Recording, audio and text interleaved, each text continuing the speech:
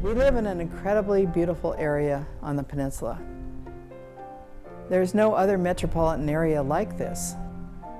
What we have here is very special, and we're incredibly fortunate to have the variety of habitats and the undeveloped open space that surround us. All of this would have been covered with condos and a golf course and a hotel. 800 acres would have been gone. Many, many years of many people working to protect these lands.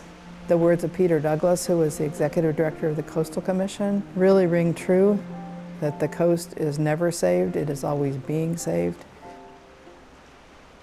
I don't think the fight is ever over. Over the years, I've relied on a few guidelines that have served me well and may be useful to other activists who want to gain their own clout on environmental issues. First, you need to set a clear, achievable goal, be sure everyone agrees on it, and stick to it. My own perseverance is rooted in deep connections with nature that go back to my childhood. The best times were at our family ranch in Mendocino County and being the only people for miles around. My heart was captured by those long summer days, and anytime I'm stressed out and need solace, I picture those days and I feel re-energized to get back to the challenge at hand.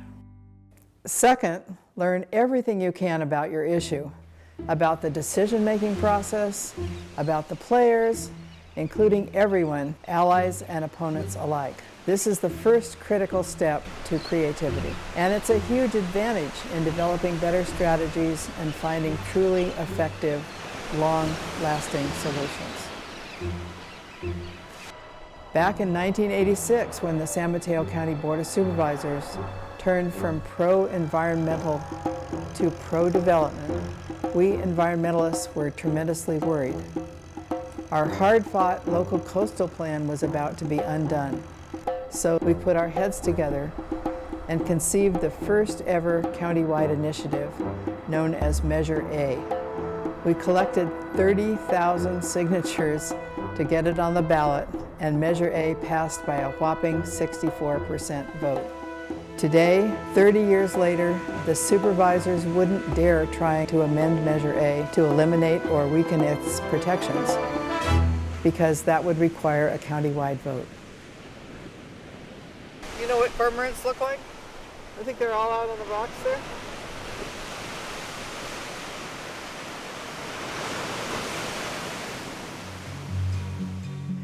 Fighting to protect the coast has taught me so much. But what stands out most in my mind in the battle to block Caltrans's bypass at Devil's Slide between Pacifica and Half Moon Bay, which was an environmentally devastating 6-lane freeway, was how valuable strong relationships are. In 1972, Sierra Club, Committee for Green Foothills, and many others went to court to stop the bulldozers, which were literally poised to begin construction of the freeway bypass. We were thrilled when we won our initial case, but we had to go back to court several times to keep Caltrans from plowing ahead. This would have all been Los Angelized. Finally, in 1996, our legal options had run out. We had to appeal to the voters again. But among tunnel advocates, there were many differences of opinion on how to sell a ballot measure to the voters. Maintaining good relationships and credibility was essential to getting everyone to agree, and the voters approved the tunnel initiative by a landslide 74% vote. Best of all, we made lasting friends of our former opponents at Caltrans, and we changed the agency's culture in the process.